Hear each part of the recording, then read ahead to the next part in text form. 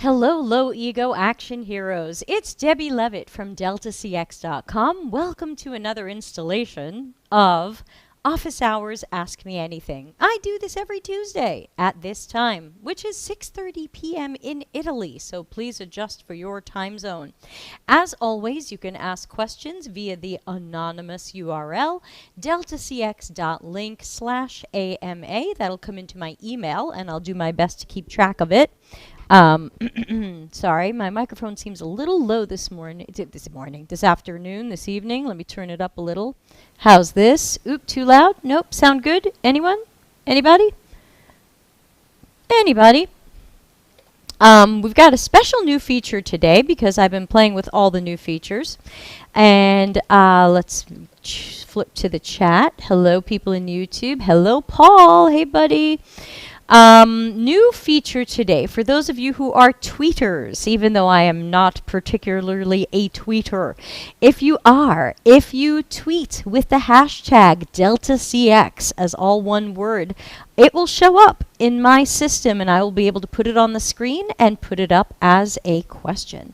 So if you would like to tweet questions, of course you still are stuck with the micro Twitter amount of characters, but that will be another way for you to do it. Just tweet with the hashtag DeltaCX. Now, of course, that's going to be public. People are going to see that, but if you don't mind, I don't either. So, hi Maya, thanks for joining.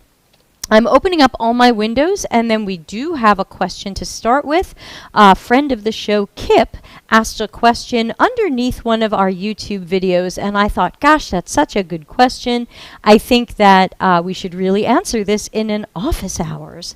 And he gave me a thumbs up. I think Kip is a he. Sorry, I don't get to see pictures of you people, so I am guessing sometimes. I apologize. I should really, like I said, I wish you could all send me your pronouns so I could get this right.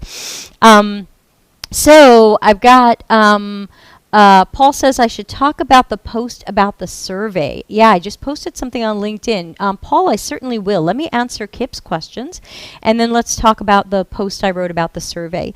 And thank you for the idea. So Kip watched episode 44. Who loves episode 44? Which was 10 traits every UX practitioner must have. And Kip wrote this question underneath it. What's the difference between the egotistical need to be right and the intention of letting people know they're wrong to help them learn? I think a lot of people, when corrected, will think you're trying to push your opinion on them, especially if they do not agree. Okay, super bunch of questions here. I wish we had Dr. Seth Finkel here to help us out since we need a little bit of psychology help here, and I'm not totally qualified for that.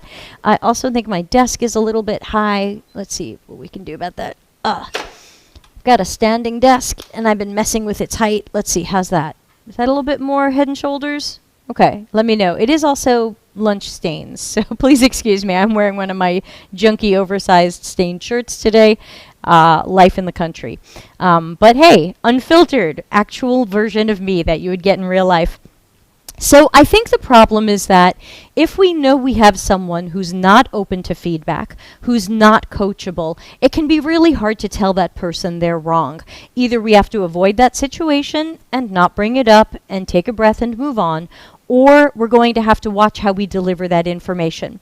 So I don't have an example of what someone was wrong about that you're trying to correct. Let's say they're wrong about UX. Let's say they think UX and CX are people are sketching screens and it's okay to guess at personas, and you believe they're wrong. And you want to tell them that, but how do you do that without them losing it? That can be hard. You know, when people think they know something for a fact and you drop by and go, funny thing. Now, that doesn't mean you need to be right. So let's also talk about this from your perspective, since the point in the episode 44, off the top of my head, had to do with you don't want to be a high ego person who acts like you need to be right. And we talked about this being a red flag, and that's an opportunity for people to grow. So I think the difference would be the intention. I think people who have a need to be right want to have the last word, just to have had the last word, want to prove that they're right, just to pee on everything and mark their territory. Some people need to be right because they think that makes them look like the bigger and better person. It's like a power and superiority thing. If you just feel like someone is incorrect about something and you feel like you want to correct them, that doesn't mean you need to be right. Maybe it does, but it really depends on your intention. So I would say the need to be right tends to be more of an overarching personality trait that we see in some people. We can all have moments like that, but you'll often see it more in people who are egotistical, who might be narcissistic. You might also see it in people who are very not confident, and they're trying to find ways to look bigger and better. So they've got to be right. Look, I was right about that. I was right about that. And I'm right about a lot of things, but I don't want to be that person who needs to be right. The need to be right person might manipulate things so that it looks like they were right. So again, this is definitely a deeper psychological issue, and I'm not fully qualified to go into it, but just looking back at Kip's question, what's the difference between an egotistical need to be right and the intention of letting people know they're wrong to help them learn? Probably the intention. You're not looking to overpower that person. You're not looking to be superior to that person. You're not looking to put them down. You're not looking to win something. You're not looking to have an upper hand. You just found that they were wrong about something. But if you can tell that people are going to feel like you're pushing your opinion or something like that, then you really have to address it carefully. You might have to not address it, or you might have to say, hey, you thought this, and yeah, people used to think that, but actually what's happening now is this. I think sometimes a really gentle way to work with someone who is wrong about something, even people who are wrong about what is UX, is just to make it sound like their information is a little bit outdated. Oh, I know a lot of people think that UX sketches screens and we just make things pretty, but now what's really happening is this. And you can just try to make it sound like you're not saying they're right or they were wrong. It's a little bit of a game there, but you are trying to make them a little bit fresher. So remember, this is Office Hours Ask Me Anything. I am happily taking questions. And you can send them in via the anonymous link, deltacx.link/AMA. You can also send them in on the LinkedIn chat and the YouTube chat, which I am watching. And you can also now tweet them with hashtag DeltaCX, and they should come up in my tweetable tweety system. They would look like this. This is the last tweet my system sent out. Where did it go? What happened? Where's my tweet?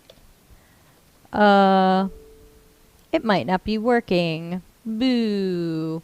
Alright.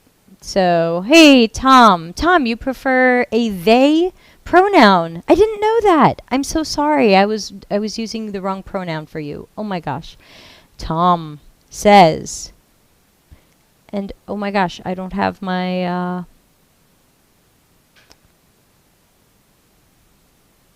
my pop things up on the screen system isn't working. Tom, if your question has a link or something like that, YouTube will typically block it and I can't see it. So you might have to write it some other way. You might also want, yeah, it looks like there's questions I can't see. You're killing me, Smalls. I'm going to have to try to find some way to quickly log into YouTube and see what I'm missing. What am I missing? While I log in and I check for what I can't see that you might be posting, just a quick note that I am working on some short videos. I'm working on a series of 5-minute or less videos to give people quick ideas and opinions and answers on common questions and things. If you have a common question you would like answered in the less than 5-minute version, let me know and I will add that to the list and I will make a micro video out of it. And now let's see if I can get to YouTube and see what questions might be showing up there that aren't showing up in my chat system today. Boo Systems. Okay. Tom says, okay, hold on. These things are coming up, but not in my other system. Boo. Boo Systems. Okay, so we've got a question from Tom and then a question from Harshit. So give me a moment to try to get my universes working here. Tom says, at what point UX person needs to stop educating a client and give up, or say, Look, trust me. I think that's a really interesting question. Thank you for asking that. The problem that I find with that is if someone doesn't trust you, it's very hard to kind of win that trust later. What my question would be, what happened that they don't trust you? Why did they hire you and they don't seem to understand or believe in what you do? I've got to say that I've tried to stop taking those clients. Basically, I've been telling those clients, look, I'm not sure you really want CX or UX work. I think you just want a WordPress person or a web designer or something like that. I don't think you're going to be happy with what I do.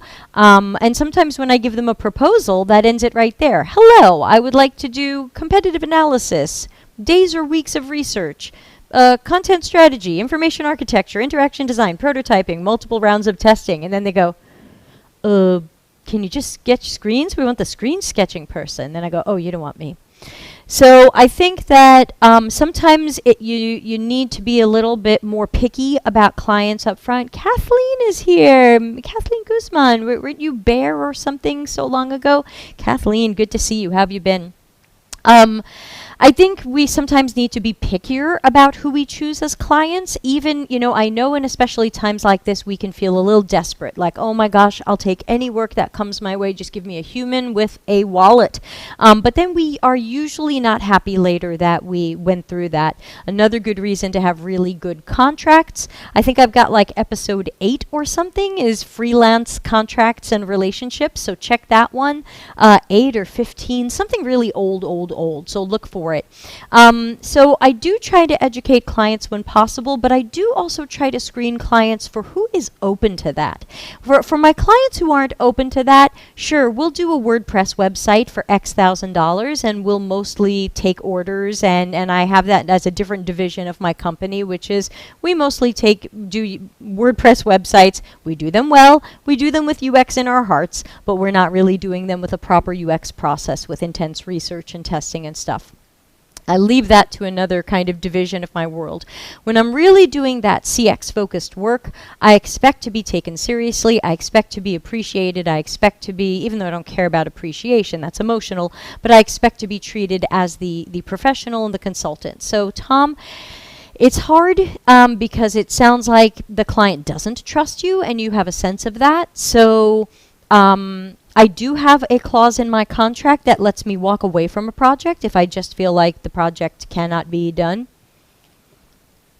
Kathleen says, I was the Bear. I've been moving to my new house. Kathleen, tell us more. How's the move going? From where to where, if you're allowed to say. So, Tom, I'm sorry I don't have a better answer than that, but I would say sometimes it is okay to cut your losses. Again, a good reason to have a clause in your contract that says what happens if one or both of us want to walk away, because chances are if you're not happy with them, they're probably not happy with you. They're probably thinking, why does this guy keep trying to educate me? Why does this guy keep trying to change my mind about how I see things? I just want this thing. So they just might not be the right client for you, and I give you permission to walk away. Let's take a look at Harshit's question. Harshit, good to see you today. Saw you posting the other day on the LinkedIn. Let's see. And my boyfriend says, good news. Okay, thank you, boyfriend. He's waving. Don't forget, boyfriend reveal at 1,000 subscribers. And I think he might wear a green shirt in front of my green screen. He might just be a floating head. He's so funny. He's funnier than I. I think I'm really funny, and he's much funnier. Tom says, thank you for your answer. Thank you, Tom. If you have any follow-up questions, please let me know. I'm always happy to answer the questions. And if any of you have follow-up questions on each other's questions, ask them. I try to turn this into a conversation. So we've got Harshit's question, and then we've got Jonathan's over in LinkedIn. So we will get to all of them because we just started.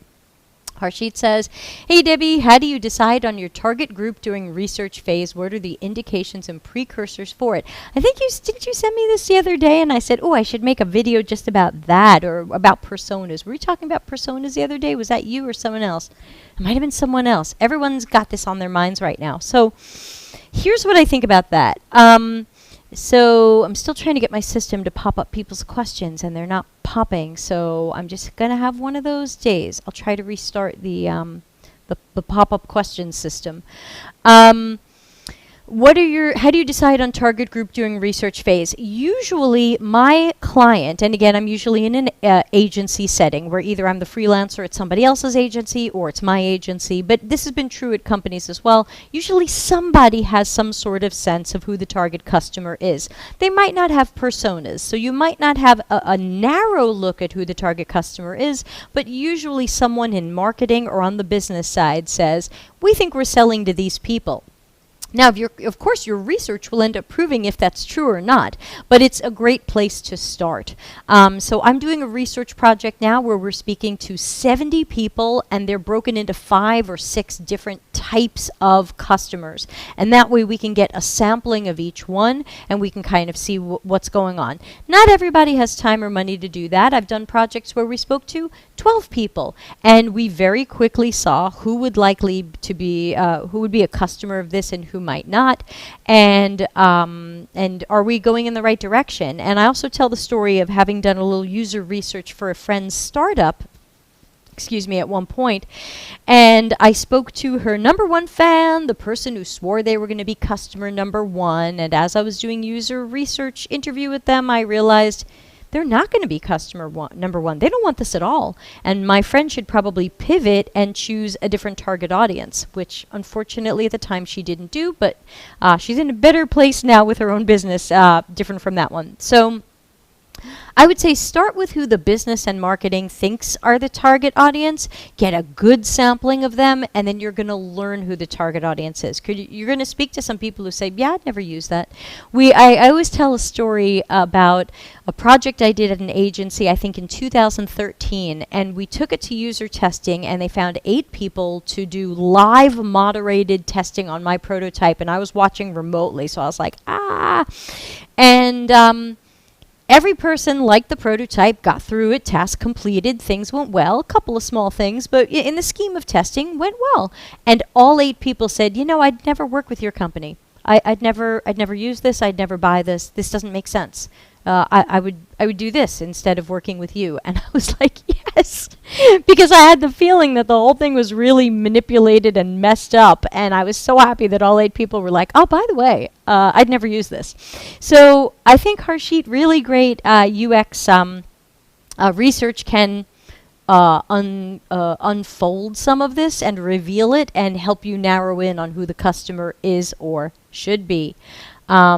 And so let's see, Kathleen says, the move's going well but slow because of COVID. I'm in San Diego, not a renter now. Congratulations. Sounds like you bought a place. Congratulations.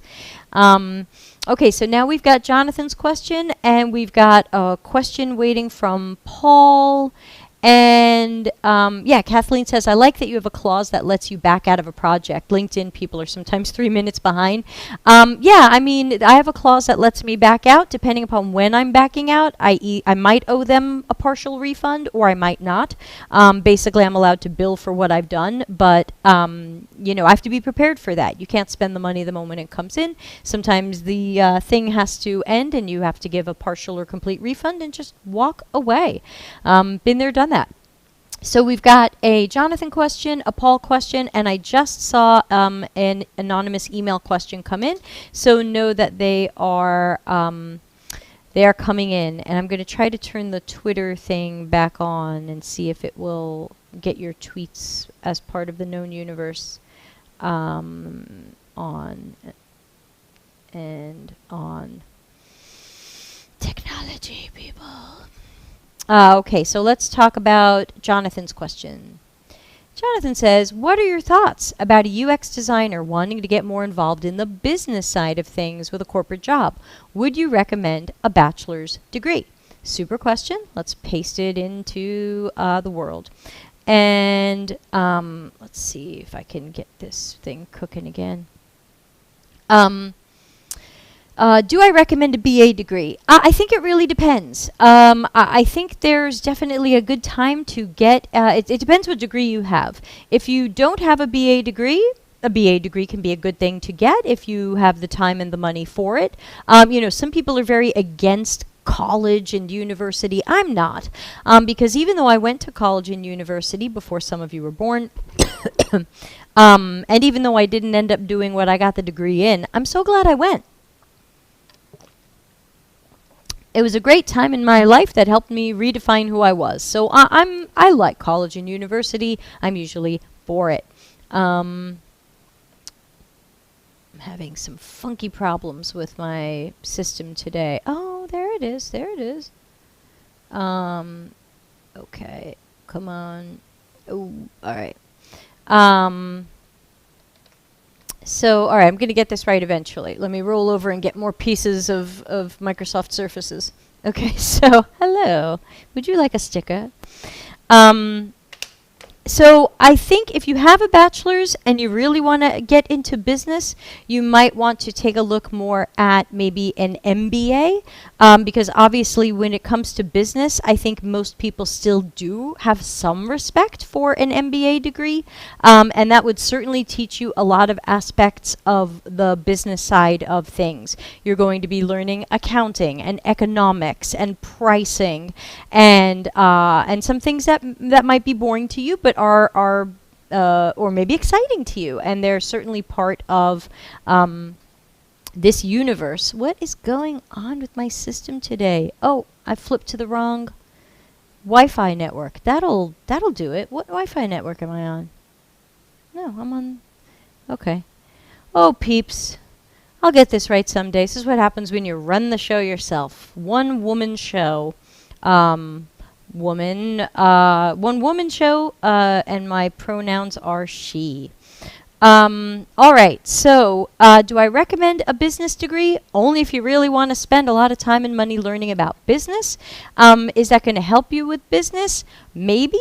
I'm probably not totally qualified to answer this, but you can also, sometimes I tell people you can learn a lot by attending other roles of our company, attend their conferences, go to a marketing conference, go to a business analyst conference, go to a chief technology officer conference, something like that. Just start hearing some of what these people are thinking about, worried about, talking about, and that can give you some interesting places to start to either do some self-study or to possibly get a degree. So I'm not sure a degree is required, but I think it's a way to go. All right, I'm going to try disconnecting the Surface keyboard and see how life goes. So thank you for that. Jonathan, let me know if you have any follow-up questions. And I think we said we were going to do Paul's question, then the anonymous question, and then I see Abby has asked a question. So let's see if I can get my system to come up here. Paul says, yeah, got it working. Paul says, because CX and UX folk engage in matters that revolve around psychology, do you think this delegitimizes the field of psychology proper or those that are practitioners of such? Now, I think a better person to answer that would be people who are some sort of practitioner in psychology, like Dr. Seth, frequent guest on our show. But I would say that most of us do not try to pass ourselves off as psychologists. I certainly don't have a degree in psychology, so I usually remind people of that. And I don't think that this delegitimizes psychology. I think we're too busy delegitimizing ourselves to be able to delegitimize other fields. So I would have to say I disagree there. I haven't seen any examples of this. Again, I think I'm too hung up on how we delegitimize ourselves with bullshit like design thinking and design sprints and lean UX and fighting over is it a customer or a user. I think we're too busy delegitimizing ourselves, and I think the field of psychology is still pretty solid. So that's how I see it. You are welcome to disagree. Let's see what's coming down the wire. By the way, my system should be working. If anyone wants to tweet a question, you can just use hashtag DeltaCX. So just hashtag DeltaCX, and I should see it. And our anonymous question is a neat one, and we've got a whole podcast that answers it, but I'll give you the short version here, and I will also get Paul off the screen. There we go. Thank you, Paul. So let's see. Press this button. Press all the buttons. So the question that came in anonymously said, who's more senior, the head of UX or principal UX? Groovy question. And we did a previous podcast. I don't know what number it is. I'd have to look it up. But we did what should UX titles be? And we talked about those levels. Very often at a company, here's the way levels go. Junior or associate are going to be your entry-level job. And then your mid-level usually has no adjective on it. UX designer, UX researcher, without saying a junior, associate, or senior. So that's mid-level. Senior is usually above that person. Lead or principal is usually above that person. Then you get into managers and directors and VPs. So your manager or director is usually your head of UX. Could also be VP level. Depends how your company does it. I worked at a company that had even more levels in there. So they did associate, mid-level, senior, principal, lead, and then manager, and then director. And then kind of a VP. So usually a head of UX is going to be director level or higher, usually higher than a manager. And a principal is going to be higher than senior, but not higher than the head. So the head is really going to be a director or VP level in most cases. Thank you for the interesting question.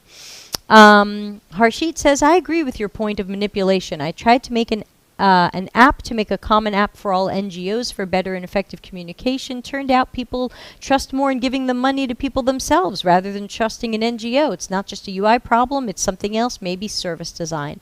Yeah, hard to know. Or once it's trust, the problem is trust. So, and sometimes you can't fix that. If people want to give money to a charity or a person themselves and they don't want a middleman, then there you go. Emails coming in. Let's just take a look.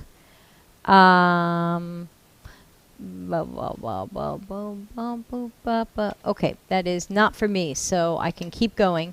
Let's take a look. Remember, this is Office Hours Ask Me Anything. You are welcome to ask me anything. You can ask it through LinkedIn, through YouTube, and you can also now tweet it with hashtag DeltaCX. You can test my system. We'll see if it comes in. I didn't try my own system, so you guys can be the guinea pigs there. Which reminds me, won't you please usability test the subscribe button. Just make sure it works, make sure it's on, and of course have empathy for the like button. Please tell YouTube that this is cool and fun and you want to recommend these videos to other people who are interested in CX and UX. Thank you very much. It's the least we can do.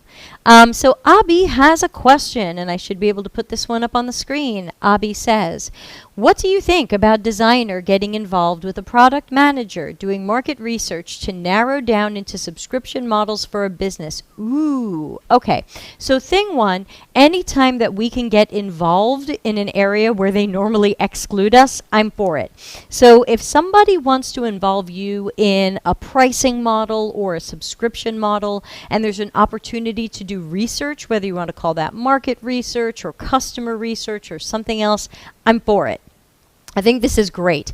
Now, you're saying you're a designer, so I don't know if you're a researcher. So I guess a good question might be, what will your role be in this? So is there something you're doing as a designer here, or is there something you would do as a researcher here? I'm curious, but in general, I think it sounds great to be more involved in some of these decisions that sometimes we're excluded from.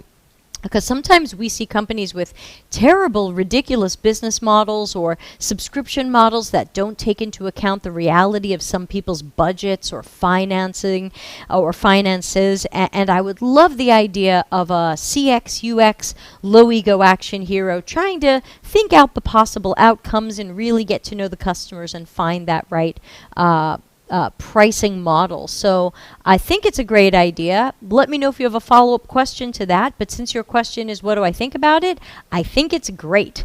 Let me know if you have another question for that.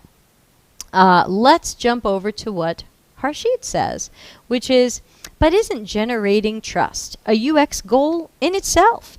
It sure can be.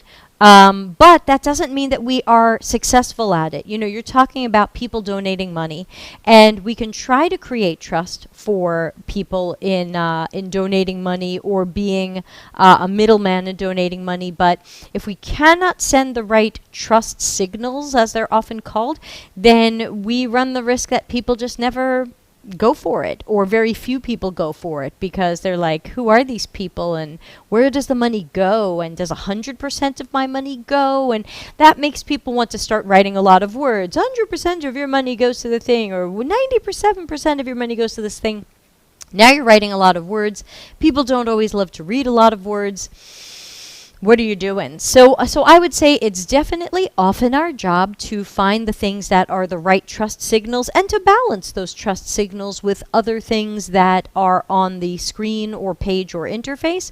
But Kip, I answered your question at the very beginning. I would never forget you. How dare you? How dare you, Kip? So I think we should do that trust signal thing, but we also have to go into it realizing it doesn't always work. So Harshit, I would probably say what would really help there would be some great customer research to learn, how do people decide to trust a charity? Or what makes them trust an NGO? How do they decide? What are they looking for? And then as you learn how they find that trust, then you can try to architect and design for that. But if we're guessing at what people find trustworthy, you know, we're probably going to have some limited success, because you know how I feel about guessing. Yeah, Kip, sorry, I answered your question first. It's always my policy where when I have questions ahead of time, those get answered first. So you are the first question today. Sorry about that.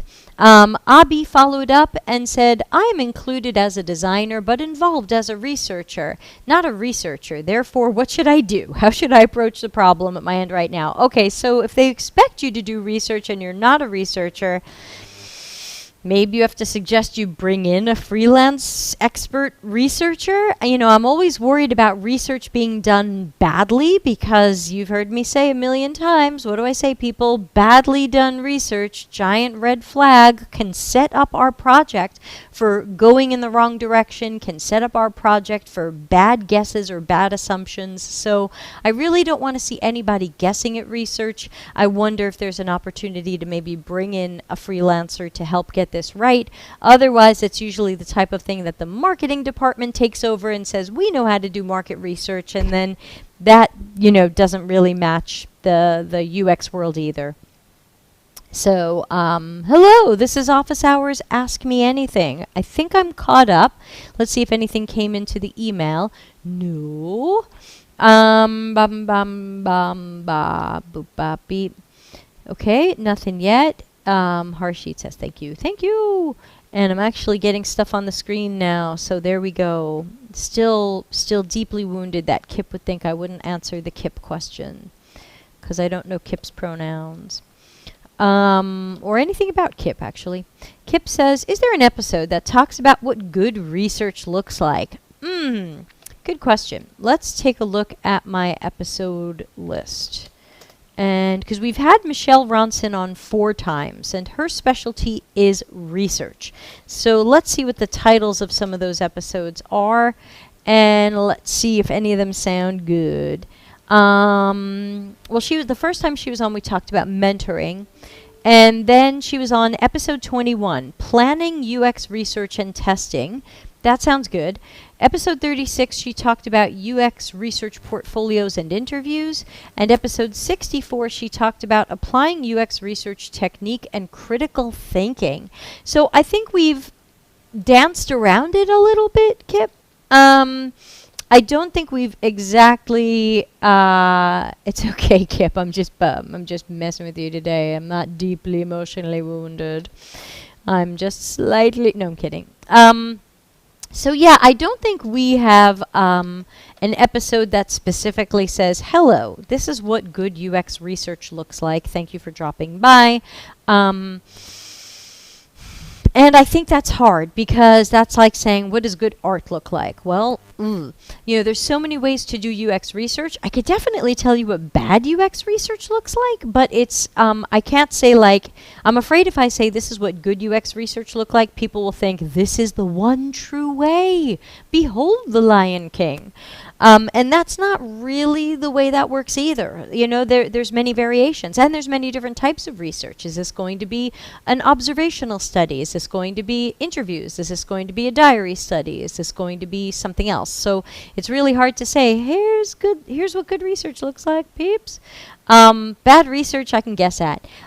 So let's, we've got questions flying in from all angles. Let me take a look at, I know one came in through the email, and let's see what, Abhi says, marketing is heading it, but no idea about researchers. Yeah, there are specialist UX researchers out there. I do a mountain of UX research, and I freelance, so there's got to be me and people like me who could possibly sneak into your project and kill it if your company has a little bit of a budget and a little bit of a flexibility to bring in an expert. And hopefully, maybe your role here is just to explain to them the importance of that expert and the risks of guessing at stuff, and what happens if our company does the research badly and we end up with flawed information that take us in the wrong direction. So that might be a good role for you to play here. They may not buy it, but it's still worth trying to sell it. Paul says bad research at the beginning. I can put this up. Bad research at the beginning of a project is like a contractor setting a house foundation with silly putty. And if you're not American, silly putty is a little kind of rubber toy that kids play with. Does silly putty still exist? Americans younger than I am. Silly putty? Yes? No? Okay. Thank you, Paul. This reminds me of the old Saturday Night Live sketch where it's like, obscure reference lost on the younger generation. Harshit says, let's copy paste Harshit's question into my list of questions, and then I will get to the emailed question. Harshit says, as survey data is usually not trustworthy or accountable, what are the minimum number of user interviews you suggest? I've seen many people suggest that the minimum number of user interviews be 8 to 12 per group. Sometimes people will do 4, 5, 6. I can't say that that's wrong.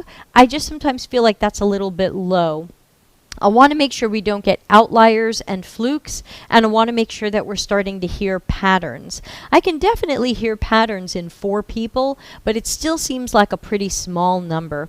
So I usually try to suggest 8 to 12 of each target group. That's why the secret project I'm working on right now is 70 people for 6 groups. We're doing 8 of some, 12 of another, 10 of one of them, and so ultimately we're going to end up with 70 representing 6 different audiences that the company has. So that is normally what I suggest, and I hope that that helps. Let's see what came in through the email.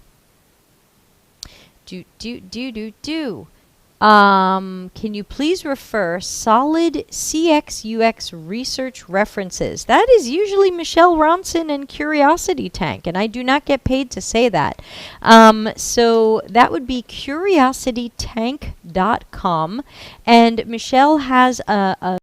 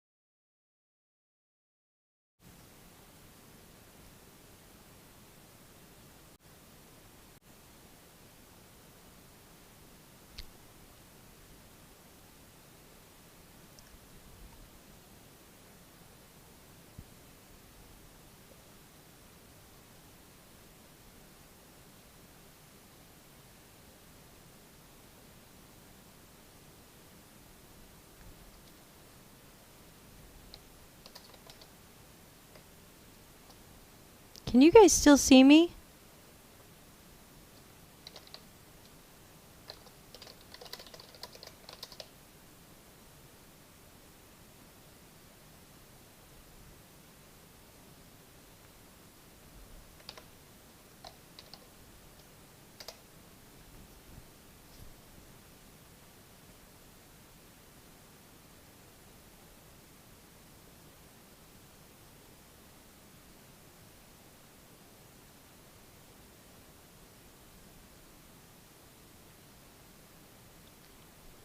No, my audio is there. Video frozen, but I can't hear.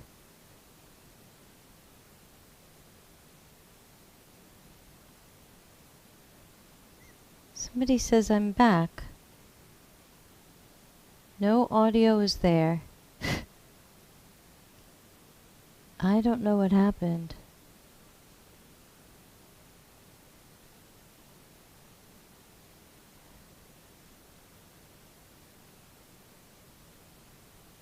I don't know how to stop this.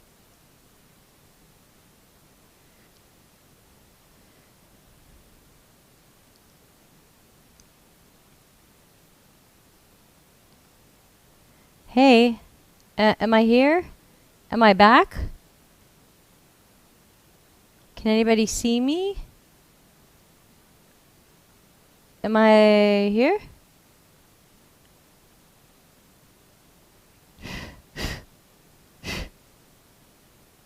Hello? Yes, yes, you are back. Oh, thank you, Ralitza. Yeah, this is the strangest thing, but the software I use for streaming just, like, quit randomly. I have no idea how that happened. I am going to write to the company and ask them how that happened. So please, please forgive me. I will stay as long as I can to answer the questions. Thank you for your patience and waiting around for me. I'm moving again. Yeah, I'm confused. Let's see, my next appointment is in 45 minutes, so I will try to give you a little extra time. No, the people who make my software are wonderful. I love my software, but that was a little weird. I wonder if I'm just running too many things. I don't know. I got my laptop last year. It should be pretty good. But I'm happy to be back. So, hi. I wrote part 2 on the screen because I was like, oh, help. So let me put on the questions thing. Questions. Okay. So I'll give you guys about 20 more minutes or so. Sorry about that. How completely strange. Hi.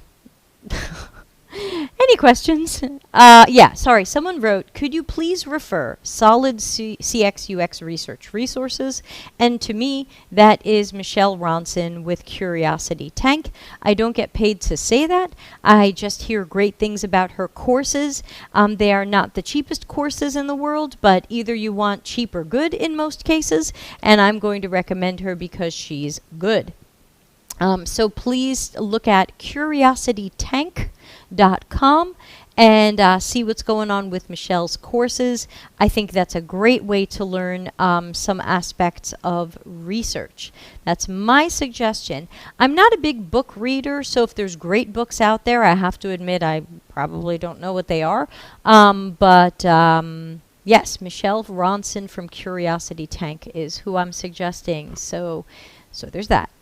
Man, I can't believe I disappeared like that. That's weird. Yeah. Have to ask my company what happened with her. I wonder how you get like a log. Do I have like a log of... Don't you love when companies say like a log of evil things that happened? I'll have to find the log. About. Is there like about?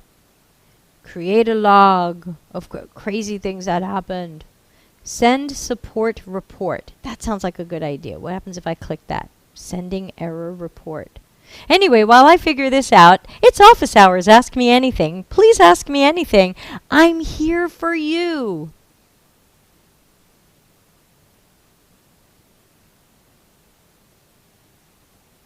Hooray! Support send request. Oh god, now I have to write down this crazy mix of letters and numbers that it's giving me. Support request sent. Oh my god, people, why do we do this? Please email the support key. This is UX in action. JFWCXRLQ. Oh my god. Okay, I have to email them and give them this really long set of letters and numbers, and they'll match up my log. Woo! Back to you. Back to all of you. So, any questions that I can answer? We've got at least 15 minutes together, peeps. Abby says, nothing is coming to my head. What are you talking about, Abby? You've always got a question. Anybody in LinkedIn? Is LinkedIn still broadcasting? I'm afraid to find out. After my blip, LinkedIn might have been like, oh, forget this. I find LinkedIn loves to stop my streams. No, LinkedIn died. LinkedIn shut down. Wah, wah. It hurts. Well, I'm glad YouTube continued. What? I'm frozen again? What? I see. What?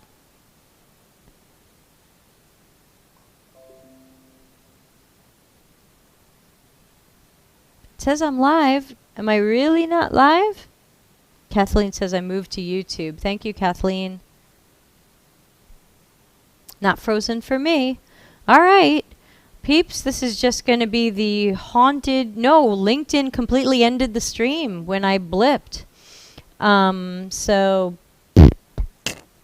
you know, I've got some really high memory applications running. Let me try quitting out of a bunch of those. I probably did this to myself. What else don't I need? Slack. Nobody send me a Slack message. Okay. Okay, thank you, Ralitza. All right, questions. YouTube working fine. Nice user testing for your stream support. I know, it's like, can anybody hear me? Do I still exist?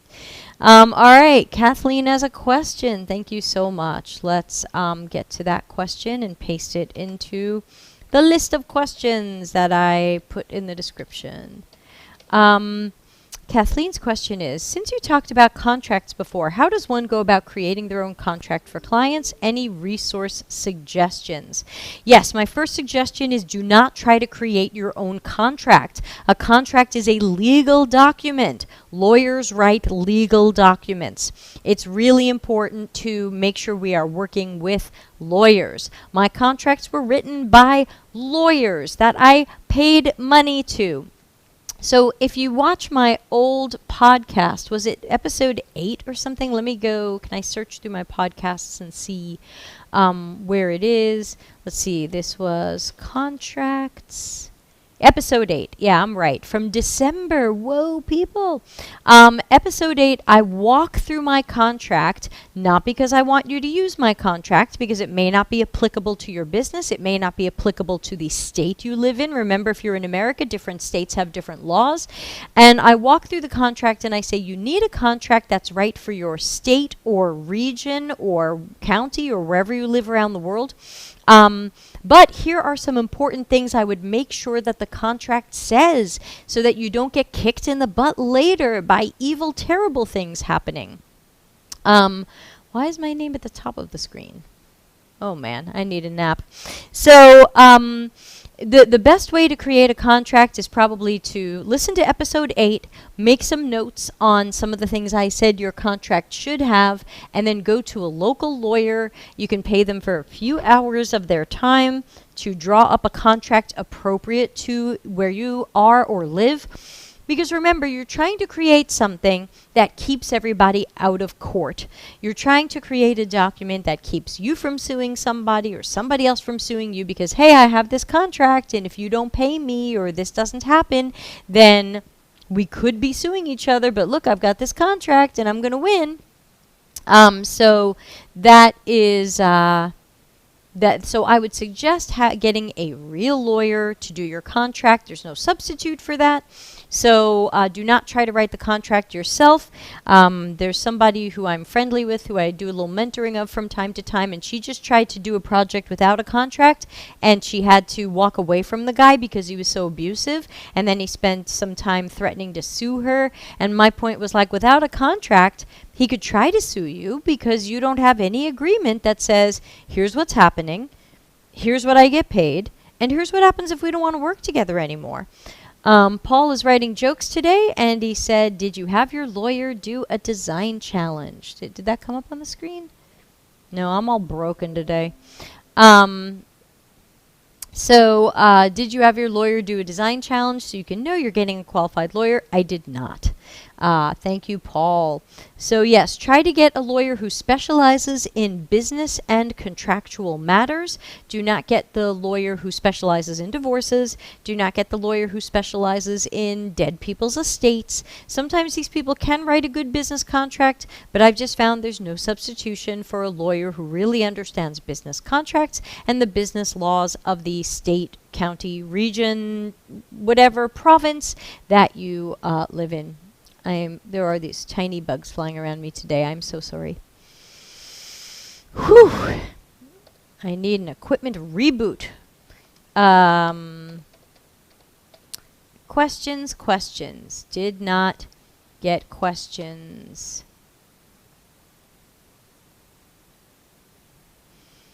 Let's see. Any other questions? This seller needs to reschedule. Who? Emily. When is Emily scheduled for? Emily's next. Oh.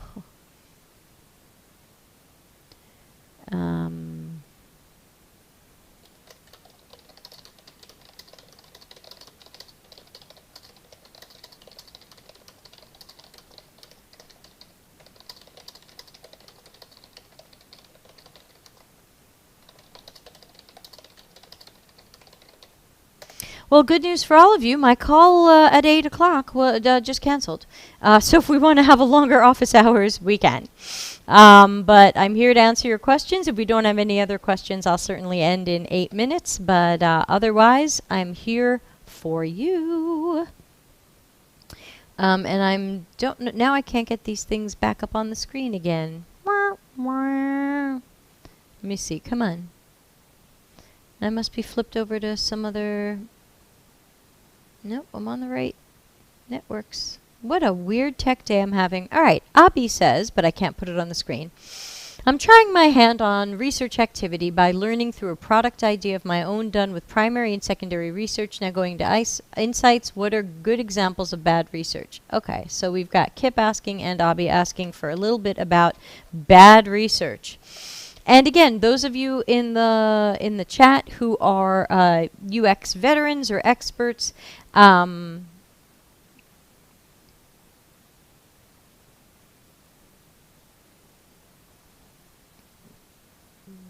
Jason's asking a very weird question that I don't have an answer to. Maybe Paul does. So let's stick with Abby's question for now. What are examples of bad research? So bad research can happen in a number of ways. Bad research can start with bad intentions. Sometimes bad research is done because we want to prove something. We want to prove that people want what we're going to build. We want to prove that they love our idea. We want to prove that the boss is right. Sometimes bad research happens because we are accidentally or on purpose looking to prove something rather than looking to just learn more about people or situations or tasks or workarounds. So step one, bad research can happen because of bad reasons and intentions.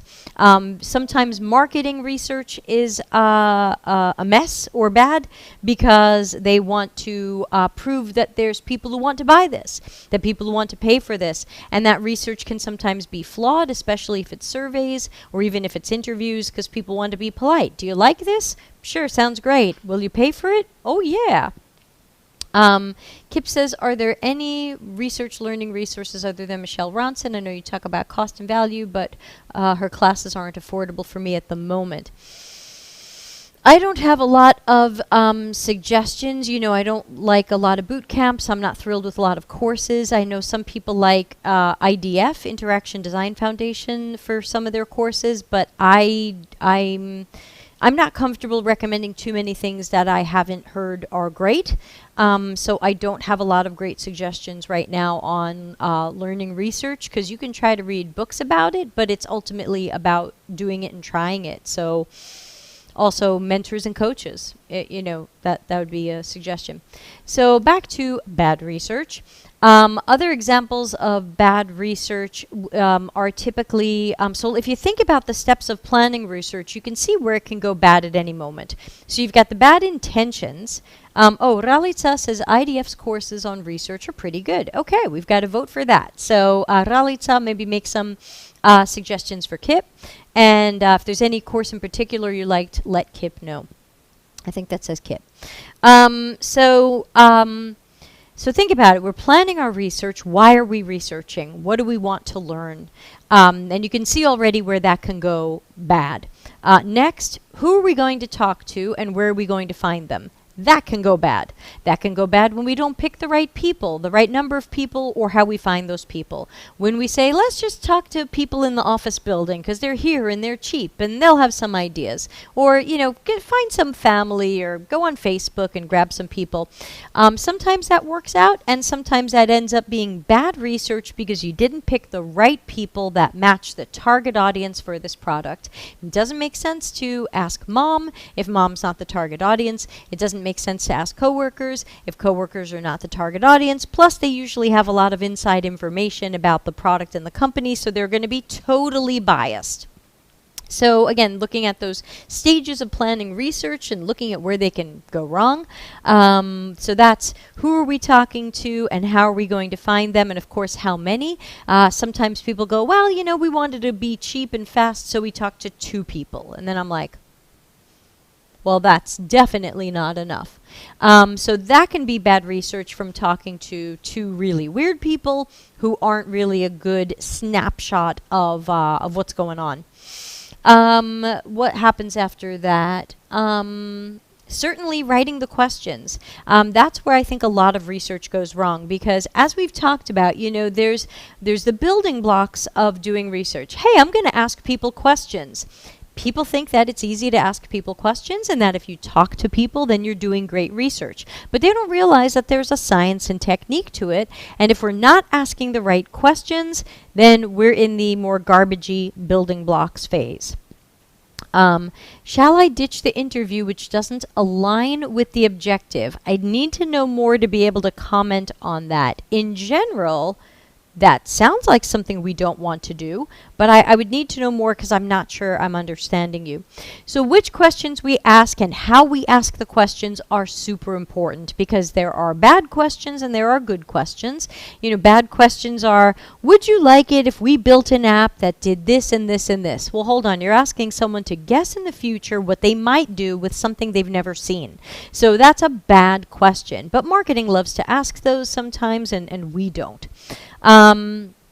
Bad questions are generally about asking people to predict what they might do or like in the future, asking people if they like something now. Good questions address more about people's behaviors, needs, tasks, workarounds. I don't interview people about their Myers-Briggs typology, so you're not going to see that on a persona from me. Do not care. I do not design for people who are intuitive versus thinking, judgmental, perceptive, whatever. So good questions aim to get at what are people doing now? How do they do this or use this? Or what's their workarounds? What are their tasks?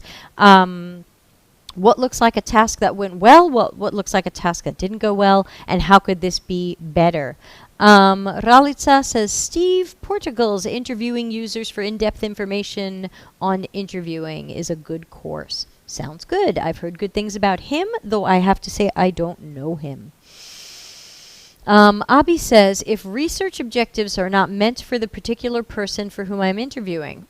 I would love to hear an example of that, but you might not be able to share. So, yeah, that does sound kind of bad. If research objectives are not for the person I'm interviewing. Yeah, like you do want to talk to end users or end customers about their tasks and their experiences. You don't want to talk to the stakeholder about what they think the users or customers are doing. Just gonna have to start swatting at these bugs and see if I can get any of them because they're making me crazy. There's a dead one in my drink right before we went live. I cleaned it out. So Abby, yeah, I think you're identifying what I was talking about a little bit earlier in the process, which was What if we're going to find the wrong people, or the wrong number of people, the wrong type of people? It sounds like you might have the wrong type of people. And so you want to make sure that that matches. You could always do research with stakeholders or people inside the business, but that usually is more to learn more about the project. What do they see as success for this project? What would make this project look like failure? Or how do they measure the outcomes of this project? Things like that, rather than trying to ask other people about users. I only do that when I'm really, really desperate and I'm not allowed to talk to customers or users, and I have to find somebody else to talk to, and I'll try to find like customer support reps who spend all day talking to users.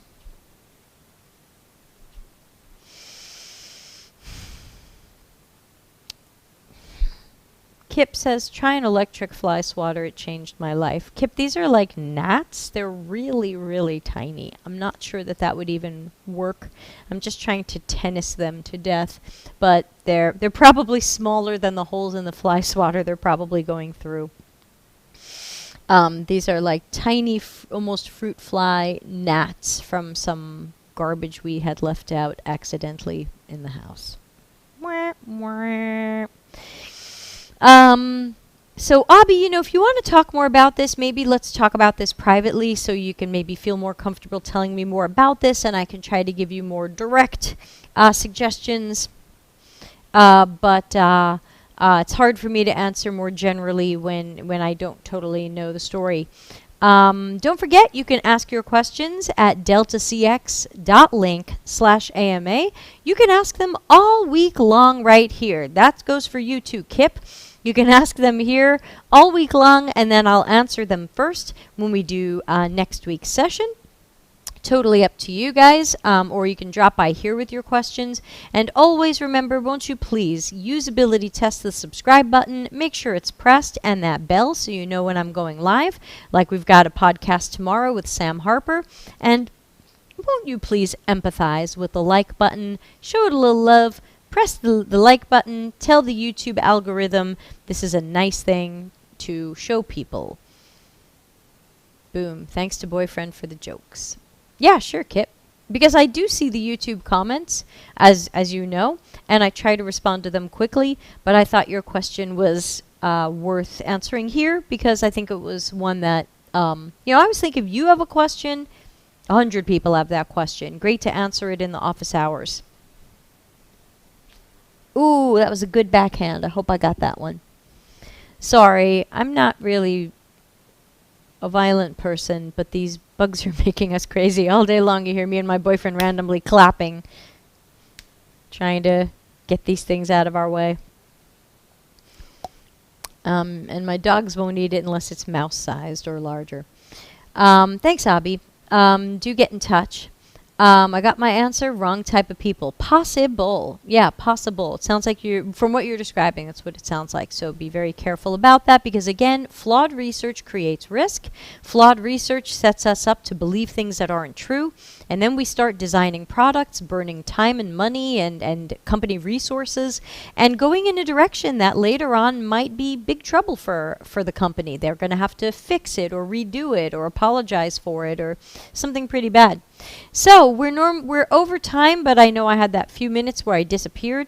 So we can wrap up if there aren't any other questions, since it sounds like my next call is canceling. So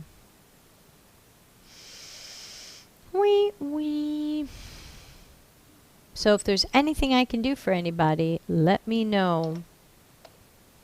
But otherwise, join tomorrow. Where we're going to have Sam Harper on live talking about a really nice Medium article he wrote recently. That's a goodie. And let's see, what else is coming up? Oh yeah, I wanted to remind everybody that over in our Slack channel, we're starting to get a few people posting jobs. We do have in our workspace, we have a channel called Jobs, and we're starting to get a few people post some things there. So if you are on the job hunt and you like to use Slack, please do join our Slack workspace at deltacx.link/join Slack. It's totally free.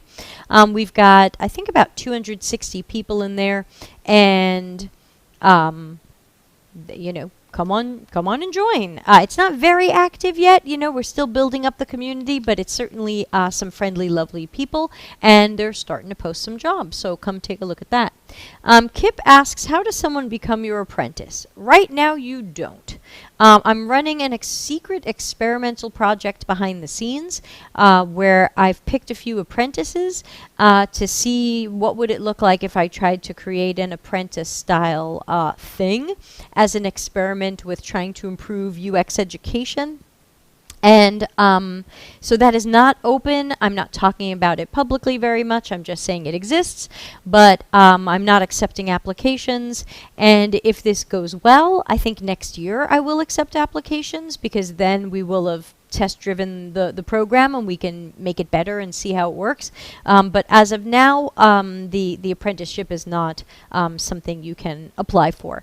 I do mentoring and coaching, but I do charge for that. So if people have a budget, they can have me do some coaching. But outside of that, the apprenticeship is currently not open to the public. In another talk, you said you had apprentices. Yes. They are secret. I don't have a good graphic for secret, do I? Could say like, oh, secret. Any other last questions before we wrap up for today?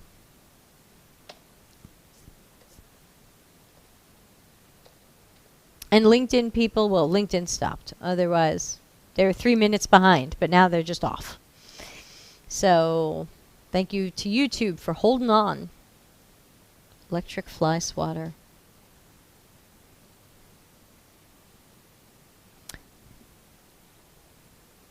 Well, if somebody want to send me one, send me an Amazon link of what you recommend. They're tiny. They're like 1 millimeter. Anyway, thanks everybody for joining in. I was going to take a look at some podcasts we have coming up and just let you know what's coming up so you can mark your calendars. Again, tomorrow is Sam talking about that great article that he wrote on Medium, which was the 10 sobering, tough love. People need to hear this revelations about being a UX junior. And I thought it was a nice article, so we'll have him on to talk about it. Monday the 21st, Stephanie Walter, who was here for episode 51 surveys, she will be back talking about Scrum teams and product managers and product owners and developers and business analysts thinking they can do our jobs. Ouch, ouch. Of course, next Tuesday, office hours. Wednesday, I'm not doing a podcast because I'm speaking at an event. Monday the 28th is me. Alone. Why does this only say me? Podcast placeholder with Debbie. Who's this from? Well, anyway, it looks like it's my service design podcast on September 28th. If you want to learn more about service design and how to get into it, we'll be talking about that. Tuesday the 29th, of course, office hours. Wednesday, the 30th. Oh, this one's going to be fun. Chatbots and conversational UI. Mark your calendars. Wednesday, the 30th. I am already planning into October. Somebody joined Slack. Thank you.